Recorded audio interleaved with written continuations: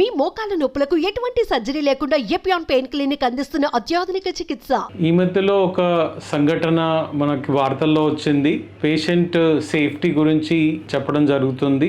America దేశంలో ఒక చోట ఆ పేషెంట్తో పాటు వెళ్ళిన రిలేటివ్ జాగ్రత్తలు తీసుకోకపోవడం మూలాన ఆ పేషెంట్ మెటల్ ఆబ్జెక్ట్స్తో ఎంఆర్ఐ స్కానర్లోకి వెళ్ళినందుకు అతనికి సడన్గా ఆ మ్యాగ్నెట్లోకి లాక్కోవడం జరిగి అతనికి డెత్ కూడా అయిందని విన్నాము. సో మనకి ఎంఆర్ఐలోకి సేఫ్టీ ప్రికాషన్స్ అనేటివి చాలా జాగ్రత్తగా చూసుకోవాలి.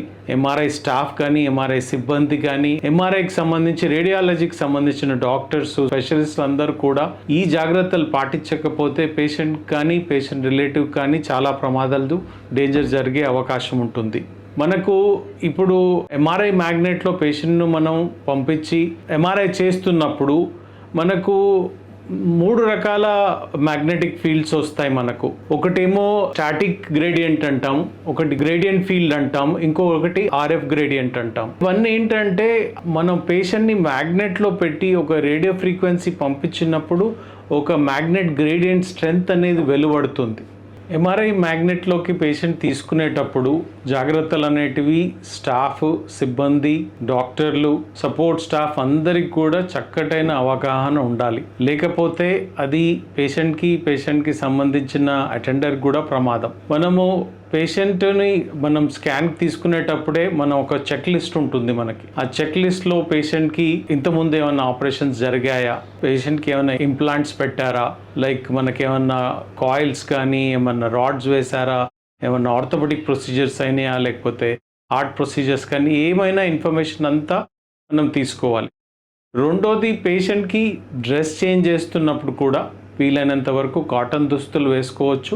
ఆ పైన మనం ఒక గౌన్ వేస్తాం. సో బాడీ పైన ఏ రకమైన మెటల్ వస్తువులు లేకుండా పేషెంట్ లోపలికి తీసుకోవాలి. మనకు ఒక మెటల్ డిటెక్టర్ ఉంటుంది. ఆ మెటల్ డిటెక్టర్ తోటి పేషెంట్ అంతా చెక్ చేయాలి.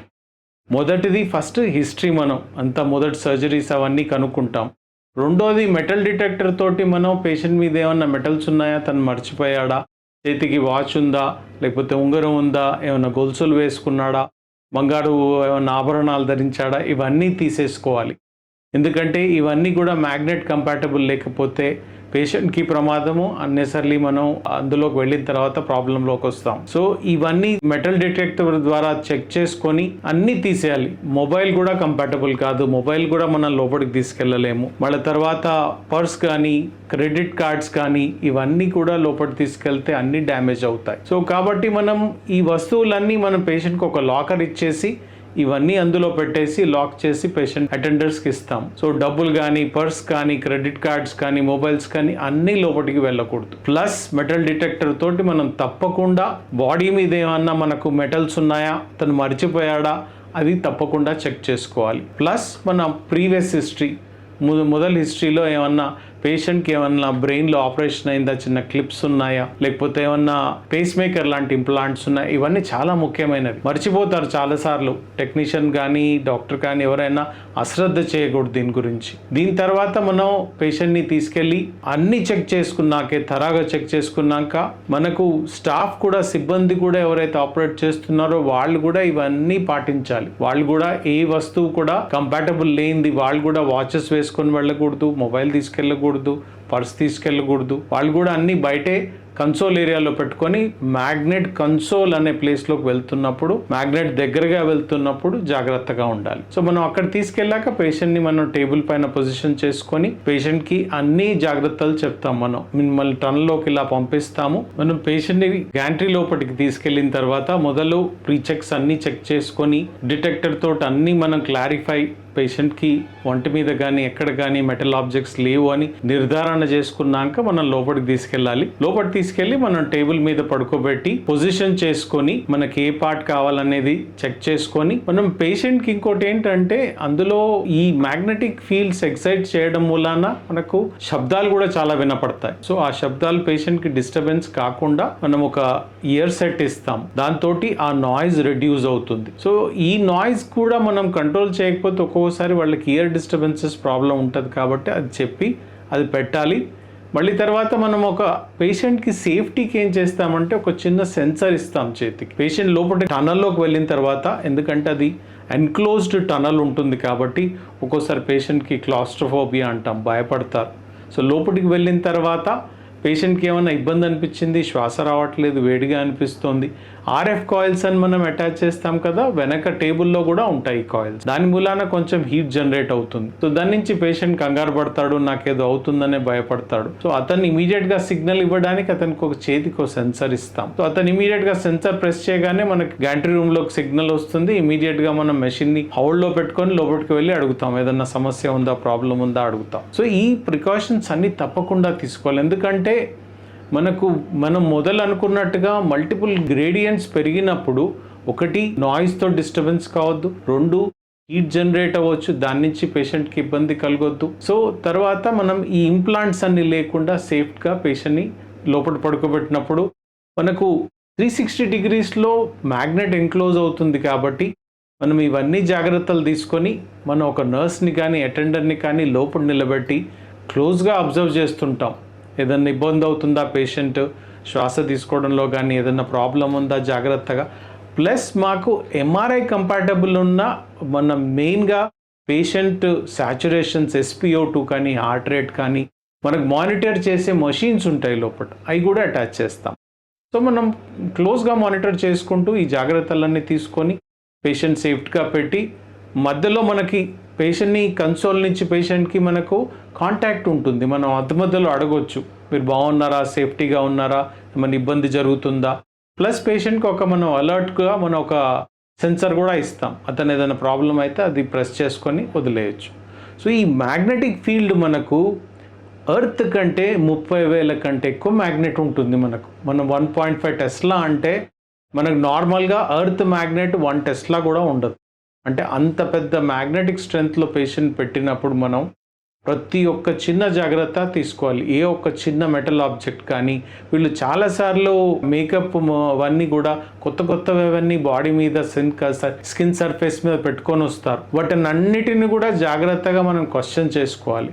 ఒక్కోసారి ఏమవుతుందంటే హీట్ జనరేషన్ మూలాన కూడా స్కిన్ బర్న్స్ అవుతాయి ఆర్ఎఫ్ ఫ్రీక్వెన్సీ నుంచి. సో అవన్నీ జాగ్రత్తలు తీసుకొని స్కిన్ మీద ఏది లేకుండా, మెటల్ ఆబ్జెక్ట్స్ లేకుండా చేసుకుంటే మనం జాగ్రత్తగా సేఫ్గా ఏ పార్ట్ అంటే ఆ పార్ట్. ఎంఆర్ఐలో చాలా బెస్ట్ క్వాలిటీ ఏంటంటే మనకి ఇంటర్నల్గా ఉన్న డిసీజెస్ని చాలా బాగా కనుక్కోవచ్చు. ఎందుకంటే టిష్యూ క్యారెక్టరైజేషన్ అంటారు. సిటీ మీద ఎంఆర్ఐ చాలా బెటర్ క్వాలిటీగా మనకు డయాగ్నోసిస్ చాలా బాగా ఇస్తుంది. ఓన్లీ జాగ్రత్త ఏంటంటే మనం స్టాఫ్ సిబ్బంది దగ్గర నుంచి డాక్టర్స్, పేషెంట్ అవగాహన, పేషెంట్కి చెప్పడం ఏది తీసుకువెళ్ళొచ్చు, ఏది తీసుకువెళ్ళకూడదు అన్ని స్క్రీన్ చేసి పంపిస్తే అంతకంటే బెస్ట్ మొడాలిటీ మనకు రేడియాలజీ లేదు. కాబట్టి అన్ని జాగ్రత్తతో తీసుకోవాలి. ఈ జాగ్రత్తలన్నీ పేషెంట్కి మనం తీసుకున్న తర్వాత మెటల్ డిటెక్టర్ ద్వారా అన్ని చెక్ చేసుకున్నాక మనం ప్రాపర్గా స్కాన్ చేసుకుంటే మనకు మంచి డయాగ్నోసిస్ వస్తుంది. మనం ఇప్పుడు ఎంఆర్ఐ స్కానింగ్ రూమ్లోకి వెళ్ళి ఏ జాగ్రత్తలు తీసుకుంటున్నాం, పేషెంట్ ఎలా తీసుకుంటున్నాం, మెటల్ డిటెక్టర్తో ఎలా చెక్ చేస్తున్నాము, పేషెంట్ని పడుకోబెట్టడం టేబుల్ పైన, గ్యాంట్రీ లోపలికి పంపించే విధానం అంతా మనం ఎంఆర్ఐ స్కానర్ రూమ్లో క్లియర్గా చూద్దాం. ఇప్పుడు మనం ఇక్కడ 1.5 టెస్లా ఎంఆర్ఐ స్కానర్ గ్యాంట్రీ రూమ్లో నిలబడి ఉన్నాము. దీని గురించి కొంచెం పబ్లిక్ అవేర్నెస్ గురించి చెప్పాలని చిన్న ప్రోగ్రామ్ చేస్తున్నాము. ఇది 1.5 టెస్లా ఎంఆర్ఐ. ఈ ఎంఆర్ఐ గ్యాంట్రీ అంటారు దీన్ని. ఈ పేషెంట్ ఇక్కడ టేబుల్ మీద పడుకొని ఉన్నాడు. వీటిని కాయిల్స్ అంటారు, ఆర్ఎఫ్ కాయిల్స్ అంటారు వీటిని, రేడియో ఫ్రీక్వెన్సీ కాయిల్స్. ఈ కాయిల్స్ మనం దేనికి కావాలంటే ఆ పార్ట్ కి సరిపడా మనం అటాచ్ చేసుకుంటాం. ఇప్పుడు ఇతనికి బ్రెయిన్ స్కాన్ చేయాలన్నప్పుడు ఇతనికి పైన బ్రెయిన్ కాయిల్ ఒకటి తన తలపైన పెట్టేసి ఆ లోపల రంధ్రంలా కనపడుతున్నది మనకు మ్యాగ్నెట్. ఆ మ్యాగ్నెట్ లోకి లోపలికి తీసుకెళ్లి మనకి ఏ పార్ట్ చేయాలనుకున్నది అక్కడ పొజిషన్ చేసి తీసుకుంటాం. ఇప్పుడు బ్రెయిన్ అన్నప్పుడు మ్యాగ్నెట్ సెంటర్ లో ఆ రౌండ్ గా కనపడుతున్నది మ్యాగ్నెట్. మనకు ఆ మ్యాగ్నెట్ లో రేడియో ఫ్రీక్వెన్సీ ఉంటుంది, పల్స్ అప్లై చేస్తాము. ఆ మ్యాగ్నెట్ లో పేషెంట్ సెంటర్ లో పెట్టి ఏ పార్ట్ కావాలంటే ఆ పార్ట్ ని సెంటర్ లో పెట్టుకొని మనము స్కానింగ్ స్టార్ట్ చేసినప్పుడు మనకు హెడ్ కానీ చెస్ట్ లో భాగం కానీ అబ్డమెన్ లో భాగం కానీ అన్ని స్కాన్స్ చేయగలం. కానీ ఇవన్నీ చేస్తున్నప్పుడు ఈ కాయిల్స్ అటాచ్ చేసినప్పుడు ఇంత పెద్ద మ్యాగ్నెట్ లో ఉన్నప్పుడు మనకు చాలా జాగ్రత్తలు తీసుకోవాలి. ఈ చెకింగ్ ఇన్స్ట్రుమెంట్ ఉంటుంది. ఈ ఇన్స్ట్రుమెంట్ తో పేషెంట్ మనని లోపలికి తీసుకునే ముందే కంపల్సరీగా తనని చెక్ చేసుకొని బాడీ మీద కానీ ఎక్కడైనా మెటల్ ఆబ్జెక్ట్స్ ఉన్నాయా చూసుకొని లోపలికి తీసుకురావాలి. చెక్ చేయకుండా తీసుకొస్తే ప్రమాదం జరిగే అవకాశం ఉంటుంది. మనం ఏదైనా మెటల్ ఆబ్జెక్ట్ పేషెంట్ బాడీ మీద ఉండిపోయి మిగిలిపోయి లోపలికి తీసుకొస్తే పేషెంట్ కి డేంజర్ కావచ్చు, లేక మనకు ఎక్విప్మెంట్ కూడా డ్యామేజ్ అయ్యే అవకాశాలు ఉంటాయి. మనకు ముఖ్యమైనది పేషెంట్ సేఫ్టీ కాబట్టి కంపల్సరీగా ఈ ఇన్స్ట్రుమెంట్ ఇది మెటల్ డిటెక్టర్. దీంతో మనం ఏదైనా మెటల్స్ ఉన్నాయో చెక్ చేసుకొని తర్వాతే పేషెంట్ ని టేబుల్ మీద తీసుకుంటాము. మనతో పాటు స్టాఫ్ డాక్టర్స్ కూడా గ్యాంట్రీకి వచ్చిన వాళ్ళు జాగ్రత్తలు అన్నీ తీసుకోవాలి. లోపలికి వచ్చే వాళ్ళకి మేము అన్ని కూడా ట్రైన్ చేస్తాము. ఏ డిటెక్టర్స్ ఏవి తీసుకెళ్ళొచ్చు, మీరు ఏవి తీసుకువెళ్ళకూడదు, డ్రెస్ చేంజ్ చేసుకోవాలి, మెటల్ ఆబ్జెక్ట్స్ ఏవి లేకుండా లోపలికి తీసుకొస్తాం. మనకి ఈ మధ్య అయిన ఈ పెద్ద ఇన్సిడెంట్ మూలాన మనకు ఒక మెసేజ్ ఏంటంటే ఇంత పెద్ద మ్యాగ్నెట్ మనం 1.5 టెస్లా కానీ 3 టెస్లా కానీ ఎంఆర్ఐ మ్యాగ్నెట్ ని మనం హ్యాండిల్ చేసి పేషెంట్ స్కాన్ చేస్తున్నప్పుడు మనకి ఇవన్నీ ఇన్సిడెంట్స్ జరగొద్దు అనుకుంటే మనం తప్పకుండా ఫస్ట్ స్టాఫ్ సిబ్బంది అలర్ట్ గా ఉండి పేషెంట్ ని లోపల తీసుకునేటప్పుడు అన్ని చెకప్స్ చేసి ఏ మెటల్ ఆబ్జెక్ట్ మనకు మ్యాగ్నెట్ తో కంపాటబుల్ లేనివి అన్ని ఆబ్జెక్ట్స్ తీసేసుకొని ఈవెన్ క్లోతింగ్ లో కూడా సిల్క్ బట్టలు కానీ ఏది కూడా ఉండకుండా ఓన్లీ కాటన్ బట్టలు ఒక గౌన్ వేసుకొని లోపల తీసుకువెళ్ళడం, అన్ని జాగ్రత్తలు తీసుకొని పేషెంట్ మనం స్కాన్ చేస్తే చాలా మంచి రిజల్ట్స్ వస్తాయి. చాలా మంచిగా చేసుకోవచ్చు, ప్రాపర్గా పేషెంట్ డయాగ్నోస్ ఇవ్వచ్చు. లేదా మనం అశ్రద్ధగా ఉండి మనం పేషెంట్ ఏదో లోపలికి మెటల్తో వెళ్ళిపోతే మనం ఈ మధ్యలో చూసినట్టుగా ఏదన్నా ఇన్సిడెంట్ జరిగి అది ప్రాణహాని జరగవచ్చు, పేషెంట్కే జరగవచ్చు, పేషెంట్ అటెండర్కే జరగవచ్చు. అది అనవసరంగా మనం ఒక పెద్ద హాని కలిగించుకునే బదులు మనం చక్కగా అన్ని చెక్ చేసుకొని ప్రాపర్గా ఒక చెక్ లిస్ట్తో చేసుకుంటే మనం చక్కగా ఎంఆర్ఐ చేసుకుంటాం.